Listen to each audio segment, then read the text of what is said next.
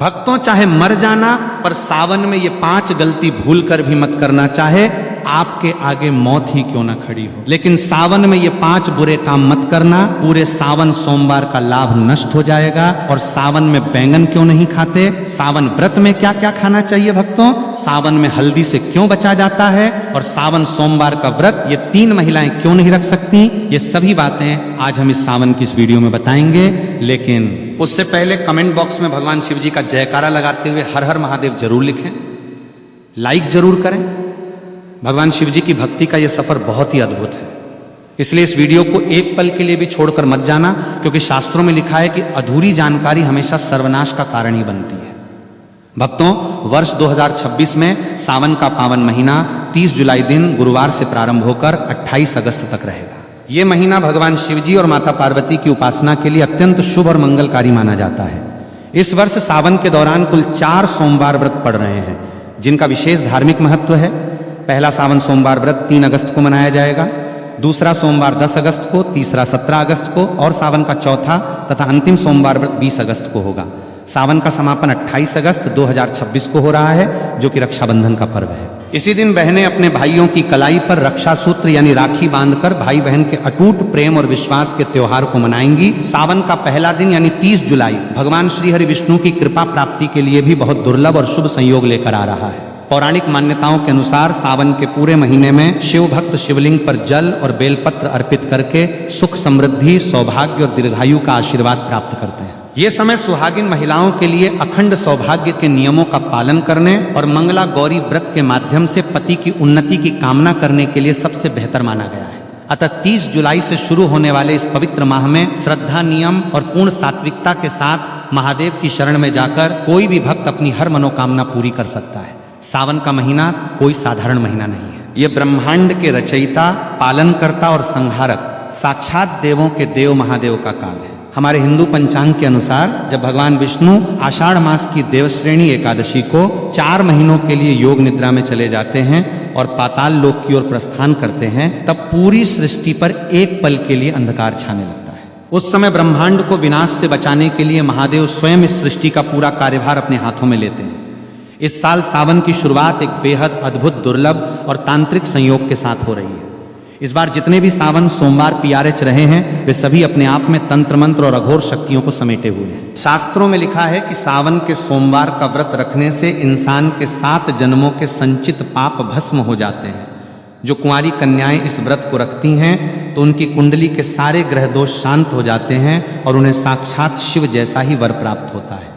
जो विवाहित महिलाएं इसे रखती हैं तो उनके सुहाग पर आने वाली अकाल मृत्यु और यमराज की छाया भी दूर भाग जाती है। लेकिन याद रखिए, सावन सोमवार की पूजा जितनी सरल और मनमोहक दिखती है, इसके अदृश्य नियम उतने ही करें खतरनाक और भयानक है। यदि कोई व्यक्ति बिना नियमों को जाने केवल समाज को दिखाने के लिए या अहंकार में यह व्रत रखता है, तो उसे पुण्य की जगह महादेव के तीसरे नेत्र के क्रोध का सामना करना PRH सकता है।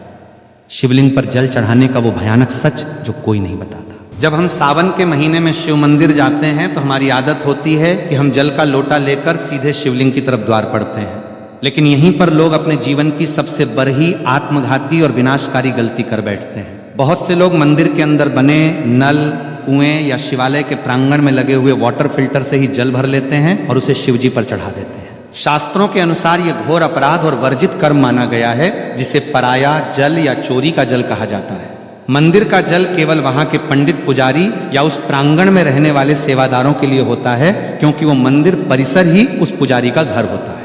यदि आपका घर मंदिर की सीमा से बाहर है तो आपको हमेशा अपने घर की रसोई से, अपने घर के मटके या शुद्ध जल पात्र से तांबे, चांदी या पीतल के लोटे में जल भरकर ही मंदिर जाना चाहिए। इसके पीछे का सबसे बड़ा आध्यात्मिक और वैज्ञानिक रहस्य यह है कि जब आप अपने घर से जल लेकर पैदल या किसी माध्यम से शिव मंदिर की ओर निकलते हैं तो रास्ते भर आपके घर की नकारात्मक ऊर्जा, आपके परिवार की बलाएं, पितरों का कष्ट और आपके शरीर की बीमारियां उस जल के भीतर समाने लगती हैं। वो जल आपके सारे कष्टों को अपने भीतर सोख लेता है। जब आप उस जल को शिवलिंग पर अर्पित करते हैं तो महादेव आपके उन कष्टों को स्वीकार करके उन्हें अपने गले के विष की तरह भस्म कर देते हैं। लेकिन यदि आप मंदिर का ही जल लेकर वहीं चढ़ा देंगे तो आपने अपने घर का कोई कष्ट महादेव को सौंपा ही नहीं। आपकी वो यात्रा अधूरी रह गई और उस पूजा का फल शून्य हो गया। शिवलिंग के गिरते जल के चमत्कारी और डरावने फायदे। शिवलिंग पर जब जल की अखंड धारा गिरती है तो वह शिवलिंग के नीचे बनी जलहरी से होते हुए एक निश्चित दिशा में बह जाती है।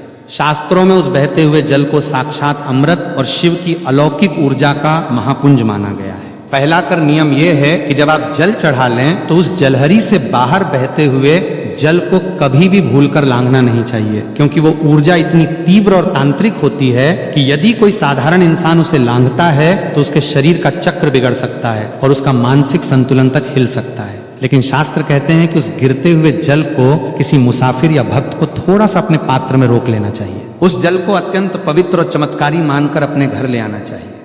यदि आपके घर में किसी छोटे बच्चे को या किसी बड़े बुजुर्ग को बहुत तेज बुखार आ गया हो, जिस पर डॉक्टरों की दवाइयां भी काम करना बंद कर चुकी हो, तो इस दिव्य जल के कुछ छींटे उस बीमार व्यक्ति के ऊपर मार दें या उसे 2 बूंद ये जल पिला दें। आप अपनी आंखों से देखेंगे कि महादेव की कृपा से वो भयंकर और जानलेवा बुखार भी मिनटों में गायब हो जाएगा। इतना ही नहीं, यदि किसी व्यक्ति की आंखों में हमेशा कीचड़ जाता हो या आंखें लाल रहती हो या जलन होती हो या उम्र के साथ आंखों की रोशनी धुंधली पड़ती जा रही हो, तो इस जल को सुबह सुबह अपनी आंखों पर पलकों के पास लगाना शुरू करें। धीरे धीरे आंखों का सारा भयंकर विकार दूर हो जाएगा और आपकी आंखों की रोशनी इतनी तेज होने लगेगी कि बरही से बरही बीमारी महादेव की कृपा से पूरी तरह साफ और चमकदार हो जाएगी। महाउपाय बेल की जरेज का ताबीज, तंत्र काट और खान पान का करहा पहरा। अब हम बात करेंगे कि घर के आंगन में जल छिड़कने का भयंकर तांत्रिक रहस्य शिवलिंग से लाए गए उस बचे हुए जल को केवल पीना ही नहीं है, बल्कि इसका एक ऐसा प्रयोग है जो बड़े बड़े तांत्रिकों के होश उड़ देता है। यदि आप इस जल को अपने घर के आंगन में, घर के चारों कोनों में, तिजोरी के पास और मुख्य द्वार पर छिड़कते हैं तो आपके घर के आसपास मंडराने वाली भयंकर से भयंकर अदृश्य शक्तियां, भूत प्रेत, अतृप्त आत्माएं और नकारात्मक बाधाएं चीखते हुए उस स्थान को हमेशा के लिए छोड़कर भाग जाती हैं। अगर किसी दुष्ट व्यक्ति ने या आपके दुश्मन ने आपके घर पर कोई टोना टोटका, मूठ करनी या तांत्रिक क्रिया की होगी जिसके कारण आपके घर में बीमारियां और कंगाली रहती हैं, तो शिवजी के इस चरणामृत के स्पर्श मात्र से वो तंत्र उसी क्षण उल्टा घूमकर करने वाले पर वार कर देता है। घर की सुख शांति जो सालों से गायब थी वो वापस लौट आएगी और घर में बरकत होने लगेगी।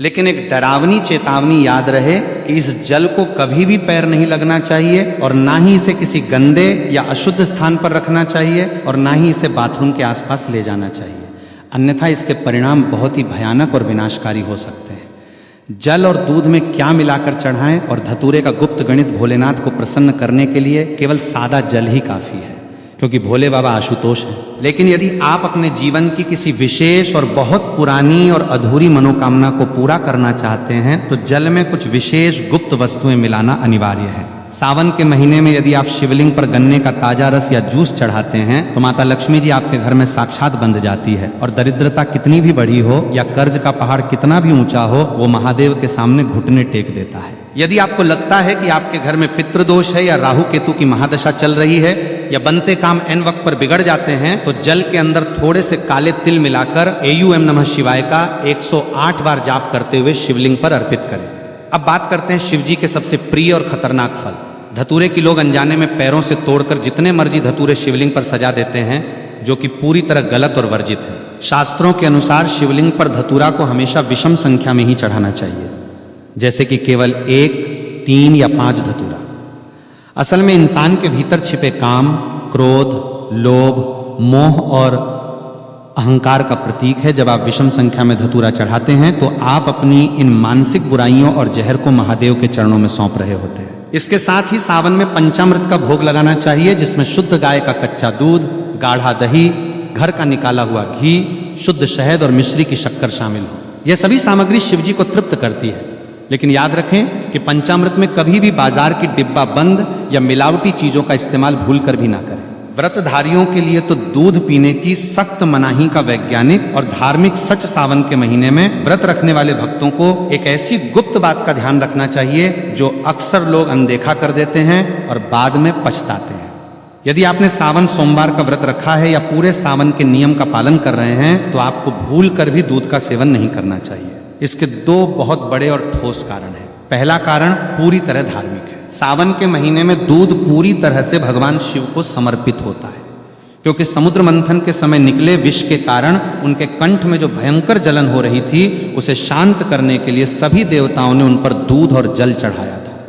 जो चीज सीधे भगवान को अर्पित की जा रही हो उसे व्रतधारी स्वयं ग्रहण नहीं कर सकता, इसे उच्छिष्ट या दोष माना जाता है। दूसरा कारण वैज्ञानिक और डरावना है। सावन में चारों तरफ भारी वर्षा होती है जिससे जमीन पर अजीबोगरीब की माकोरहे फंगस और जहरीली घास उगाती है। जब गाय और भैंस इस घास को चरती हैं तो वो विषैला तत्व उनके दूध में भी आ जाता है। सावन के दिनों में इंसान की जठराग्नि यानी पाचन शक्ति बहुत कमजोर होती है, इसलिए इस समय दूध पीना साक्षात पेट की भयंकर बीमारियों और विष को न्योता देना है। ये दूध केवल छोटे बच्चों, असहाय बुजुर्गों या भयंकर रूप से बीमार लोगों को ही दिया जाना चाहिए, क्योंकि उनके जीवन की रक्षा के लिए शास्त्रों में विशेष छूट है। एक स्वस्थ व्रतधारी अगर सावन में दूध पीता है तो उसका व्रत तत्काल प्रभाव से दूषित और खंडित हो जाता है। कुत्तू के आटे का डरावना सच की है मकोरहे और व्रत टूटने का भय। व्रत के दौरान लोग फलाहार के नाम पर कुत्तू के आटे की पूरियां, पकौड़ियां, पराठे या हलवा भरे चाव से खाते हैं और सोचते हैं कि उन्होंने बहुत पवित्र भोजन किया है। लेकिन क्या आपको पता है कि बाजार में मिलने वाले कुत्तू के आटे में एक ऐसा डरावना रहस्य छिपा है जो आपके व्रत को पूरी तरह नष्ट करके आपको नरक का भागी बना सकता है। कुत्तू का आटा काफी समय पहले पीसकर बोरियों में बंद करके रखा जाता है, जिसके कारण नमी पाकर उसके भीतर बहुत ही बारीक, सूक्ष्म और छोटे छोटे कीड़े मकोड़े पैदा हो जाते हैं, जिन्हें बिना गौर किए नग्न आंखों से देखना नामुमकिन सा होता है। यदि आप बाजार से पैकेट या खुला आटा लाकर बिना उसे अच्छी तरह जांचें और बिना बहुत बारीक छलनी से छाने सीधे तेल में तलकर इस्तेमाल कर लेते हैं तो अन्न जाने में आप उन सैकड़ों जीवित जीवों और कीड़ों को भी पकाकर खा जाते हैं। शास्त्रों में साफ साफ लिखा है कि व्रत के दौरान यदि आपके पेट में एक भी कीड़ा या जीव चला गया तो वो मांस भक्षण यानी मांस खाने के बराबर माना जाएगा। जैसे ही आपने अनजाने में भी उस मांस रूपी की को खाया तो आपका व्रत उसी क्षण पूरी तरह टूट गया और आपको व्रत के पुण्य की जगह जीव हत्या का भयंकर पाप लग गया और आपका मानस पूरी तरह अपवित्र हो गया। इसलिए जब भी कुत्तू के आटे का प्रयोग करें, लेकिन उसे पहले धूप में सुखाएं और बारीक छलनी से 3 बार छानें और पूरी तरह आश्वस्त होने के बाद ही खाएं। व्रत में नमक के नाम पर केवल और केवल शुद्ध सेंधा नमक का ही प्रयोग होना चाहिए। साधारण समुद्री नमक का एक दाना भी व्रत को नष्ट कर देता है। बेल के पैरे की झड़ का ताबीज और अदृश्य शक्तियों का परछाई नाश सावन के महीने में बेल पत्र का महत्व तो बच्चा बच्चा जानता है, लेकिन बेल के पैर की जरज में जो तांत्रिक, सुरक्षात्मक और अलौकिक शक्तियां होती हैं उसके बारे में कोई नहीं बात करता। सावन के किसी भी सोमवार को सुबह सूर्योदय से पहले उठकर स्नान करके बेल के प्राचीन वृक्ष के पास जाएं, वहां धूप दीप जलाकर प्रार्थना करें और उसकी जड़ का एक छोटा सा टुकड़ा कुल्हार ही या लोहे से नहीं बल्कि लकड़ी या हाथ से प्यार से तोड़कर ले आए। उस टुकड़े को गंगाजल और गाय के कच्चे दूध से धोकर पहले शिवलिंग पर स्पर्श कराएं और फिर उसे महादेव का प्रसाद मानकर वापस ले लें। इसके बाद उस चको, चांदी, तांबे या पीतल के किसी ताबीज के अंदर भरकर काले या लाल धागे की मदद से अपने गले में या दाहिनी बाजू पर बांध लें। ये कोई साधारण लकर ही नहीं रह जाती, ये साक्षात महादेव का त्रिशूल और सुरक्षा कवच बन जाती है। इस ताबीज को पहनने के बाद दुनिया का कोई भी ओझा तांत्रिक, कोई भी बुरी नजर, मूठ, भूत, प्रेत, डाकनी, शाकनी या हवा में घूमने वाली नकारात्मक शक्ति आपके आसपास भी नहीं भटक सकती। यदि आपको रात में डरावने सपने आते हैं, अचानक छाती पर वजन महसूस होता है या आपको लगता है कि आपके ऊपर किसी ने कुछ टोना कर दिया है, तो ये JRH उस पूरी बला को अपने भीतर सोख लेगी। इसे पहनने के बाद आपका रुका हुआ कारोबार, आपकी नौकरी और आपका जीवन बहुत तेजी से सफलता की ऊंचाइयों की ओर बढ़ने लगेगा। वैवाहिक जीवन के करे प्रतिबंध वर्जित कर्म और महादेव की परीक्षा के संकेत और पतितप के रिश्ते का वह करवा सच जिससे व्रत सफल या निष्फल होता है, भगवान शिव और माता पार्वती इस पूरी सृष्टि के सबसे पहले, सबसे आदि और सबसे आदर्श पतिपत्नी है। इसलिए सावन के व्रत में पतित के आपसी व्यवहार और मानसिक पवित्रता का बहुत गहरा और सीधा संबंध होता है। जो पतित सावन के महीने में या विशेषकर सोमवार के व्रत के दिन आपस में गाली गलौज करते हैं या एक दूसरे को नीचा दिखाते हैं, ताने मारते हैं या आपस में भयंकर लड़ाई झगड़ा और क्लैश करते हैं, उन्हें सावन का व्रत रखने का कोई अधिकार नहीं है। यदि ऐसी अशांत स्थिति में आप भूखे रहकर व्रत रखते भी हैं तो महादेव आपके उस व्रत को कभी स्वीकार नहीं करते। आपका भूखा रहना केवल एक शारीरिक प्रताड़ना और नाटक बनकर रह जाता है और आपके पुण्य की सारी ऊर्जा उसी क्षण नष्ट हो जाती है। शास्त्रों के अनुसार देवी देवता हमेशा पति के प्रेमपूर्ण जोड़े की सामूहिक, सकारात्मक और ऊर्जा से ही प्रसन्न होते हैं। यदि आपका पति आपसे प्यार से बात करके या आपकी सहमति से आपको खुश रखकर किसी काम के सिलसिले में नौकरी पर या विदेश गया है तो पत्नी घर पर रहकर पूरी निष्ठा से व्रत रख सकती है। लेकिन यदि दोनों के बीच भयंकर क्लेश हुआ है, पत्नी रोते हुए और पति को गाली देते हुए अपने मायके जाकर बैठ गई है और वहां सावन का व्रत रख रही है, तो वो व्रत पूरी तरह निष्फल है। कोर्ट मैरिज और अधूरी शादी वाली महिलाओं के लिए शास्त्रों का करह निषेध आज के आधुनिक और पाश्चात्य युग में बहुत से युवा कोर्ट में जाकर कागजों पर दस्तखत करके शादी कर लेते हैं और समाज में उसे ही अपना पूरा विवाह मान लेते हैं। लेकिन सनातन शास्त्रों, वेदों और हिंदू धर्म के अनुसार कोर्ट मैरिज एक पूरी तरह अधूरा और केवल कानूनी विवाह है। धार्मिक नहीं, जब तक पवित्र अग्नि को साक्षी मानकर वैदिक मंत्रोवार के बीच कन्यादान और 7 फेरे नहीं लिए जाते, तब तक वो विवाह आध्यात्मिक रूप से पूर्ण नहीं माना जाता। शास्त्रों के अनुसार ऐसी अधूरी शादी वाली महिलाओं को सावन का मुख्य और कर व्रत रखने से बचना चाहिए, क्योंकि जब तक विवाह के 7 फेरे पूरे नहीं होते तब तक महिला को अपने पति के आधे पुण्य की प्राप्ति नहीं होती और ना ही वो धार्मिक रूप से अर्धांगिनी कहलाती है। यदि ऐसी महिलाएं व्रत रखना चाहती हैं तो उन्हें पहले विधिवत रूप से भगवान शिव और माता पार्वती जी के सामने 7 फेरे या विवाह की रस्में पूरी करनी चाहिए, तभी उनका व्रत पूर्ण रूप से फलदायी माना जाएगा और उन्हें सौभाग्य की प्राप्ति होगी।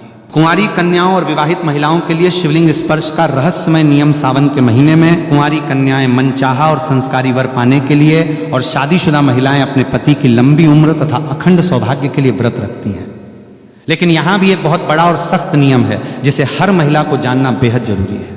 कुंवारी कन्याओं को पूजा करते समय भूलकर भी शिवलिंग का सीधा स्पर्श नहीं करना चाहिए। इसके पीछे का रहस्य बहुत ही गहरा है। शिवलिंग साक्षात महादेव की निराकार, अनंत और अत्यंत तीव्र ऊर्जा का केंद्र है। कुंवारी कन्याओं का शरीर और उनकी आंतरिक ऊर्जा इस तीव्र ब्रह्मांडीय प्रभाव को सीधे संभालने के लिए तैयार नहीं होती, जिससे उनके जीवन में अनजाने में मानसिक अशांति या स्वास्थ्य संबंधी समस्याएं आ सकती हैं। कुंवारी कन्याओं को हमेशा माता पार्वती की मूर्ति या शिवलिंग के नीचे बनी जलहरी का स्पर्श करना चाहिए और दूर से ही जल अर्पित करना चाहिए। इसके विपरीत जो महिलाएं विवाहित हैं, जिनका वैदिक विवाह पूर्ण हो चुका है, वे शिवलिंग का स्पर्श कर सकती हैं, उसे अपनी उंगलियों से चंदन भी लगा सकती हैं और उसकी अच्छे से सेवा कर सकती हैं।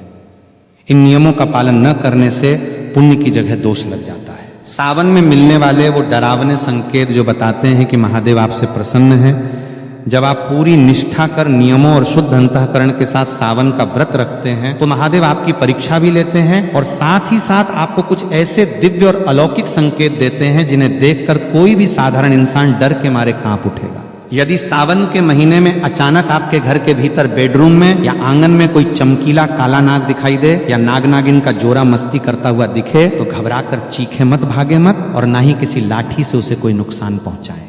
ये इस बात का बेहद खतरनाक, अचूक और साक्षात संकेत है कि स्वयं महादेव के गण आपके घर की सुरक्षा करने आ चुके हैं। इसका मतलब है कि आपकी भक्ति पूर्ण रूप से सफल हो चुकी है और आपकी कोई बड़ी अधूरी मनोकामना बहुत जल्द पूरी होने वाली है। इसी तरह यदि सावन के दिनों में अचानक आपके घर के मुख्य द्वार पर कोई भूखी गाय आ जाए या साक्षात नंदी महाराज आकर खड़े हो जाएं और अपनी पूंछ हिलाएं तो समझ जाइए कि महादेव स्वयं नंदी पर सवार होकर अदृश्य रूप में आपके दुखों का अंत करने आए हैं। आपको तुरंत भागकर उन्हें हरी घास, गुड़ या शुद्ध भोजन कराना चाहिए और उनके माथे पर कुमकुम का तिलक लगाना चाहिए।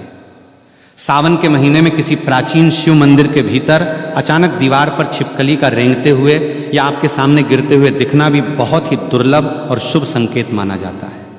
यह अचानक होने वाले धन, आगमन और कर्ज मुक्ति का अचूक प्रतीक है। भीमराज और काली मधुमक्खी का रहस्यमय और तांत्रिक आगमन सावन के महीने में कई बार हमारे घरों में काले रंग का एक बरहा सा उड़ने वाला जीव आता है, जिसे ग्रामीण भाषा में कुछ लोग भीमराज कहते हैं या काली परही मधुमक्खी यानी भंवरा कहते हैं। इसकी गूंज बहुत तेज होती है। यदि ये जीव अचानक आपके घर में आकर कानों के पास गूंजने लगे या आपके पूजा घर में रखे दीपक के आसपास चक्कर काटने लगे तो डर कर उसे मारे नहीं। यह साक्षात माता दुर्गा के ब्राह्मणी रूप के आगमन का संकेत है। शास्त्रों में भंवरे और काली मधुमक्खी को माता ब्राहरी और मां दुर्गा का दूत माना गया है। इसका घर में आना इस बात का अकाट्य प्रमाण है कि आपके घर पर जो भी भयंकर तंत्र मंत्र, मूठ, नजर दोष या अलावला मंडरा रही थी उसे माता दुर्गा के दूतों ने स्वयं भस्म कर दिया है और अब आपके घर में सुख, समृद्धि, वैभव और असीम शांति का वास होने वाला है। महादेव को 56 भोग या सोने चांदी के बर्तनों की आवश्यकता नहीं है, वे तो केवल सच्चे भाव और जल के भूखे हैं। लेकिन जब आप अपनी श्रद्धा से उन्हें भोग लगाते हैं तो आपको शास्त्रों में लिखी सही विधि का पता होना चाहिए। सावन में शिवजी को कभी भी बाजार की मिलावटी, केमिकल युक्त या खोए की कृत्रिम मिठाइयों का भोग न लगाएं। यदि आप बर्फी का भोग लगाना चाहते हैं तो वो घर पर शुद्ध दूध से बनी खोए की होनी चाहिए और भूलकर भी उसमें चांदी का वर्क नहीं लगा होना चाहिए, क्योंकि चांदी का वर्क बनाने की प्रक्रिया में कई बार अशुद्ध और वर्जित चीजों का प्रयोग होता है जो महादेव को क्रोधित कर सकता है। शिवजी को दही का भोग लगाना अत्यंत शुभ माना गया है। खासकर सावन के तपते और उमस भरे मौसम में दही पूरी तरह से ताजा होना चाहिए। खट्टा खमीर उठा हुआ या बासी दही शिवलिंग पर चढ़ाने से घर में क्लेश और बीमारियां बढ़ती हैं। पंचामृत बनाते समय दूध, दही, घी, शहद और मिश्री को एक निश्चित पवित्र अनुपात में मिलाएं और उसे तांबे के बर्तन में कभी न रखें। तांबे के पात्र में दूध या दही रखने से रासायनिक प्रतिक्रिया होती है और वह पंचामृत जहर के समान एसिडिक हो जाता है, जिसे शिवलिंग पर चढ़ाना पाप है। पंचामृत के लिए हमेशा पीतल, चांदी, कांसे या मिट्टी के पवित्र पात्र का ही प्रयोग करें। समुद्र मंथन और हल्लाहल विष की वह पौराणिक कथा जिससे कांप उठी थी। पूरी सृष्टि सावन के इस पावन, अलौकिक और डरावने एपिसोड के अंत में आइए सुनते हैं वो अमर पौराणिक कथा जिसे सुने या पढ़े बिना सावन का कोई भी व्रत, सोमवार की पूजा या उपवास कभी पूरी तरह फलदायी नहीं हो सकता। सतयुग के दौरान जब देवताओं और असुरों के बीच अमृत की चाह में ऐश्वर्य और अमृत प्राप्ति के लिए क्षीर सागर में समुद्र मंथन किया जा रहा था, तब मंदराचल पर्वत को मथानी और नागराज वासुकी को रस्सी बनाया गया था। एक तरफ देव थे और दूसरी तरफ दानव मंथन की उस तीव्र और भयंकर प्रक्रिया से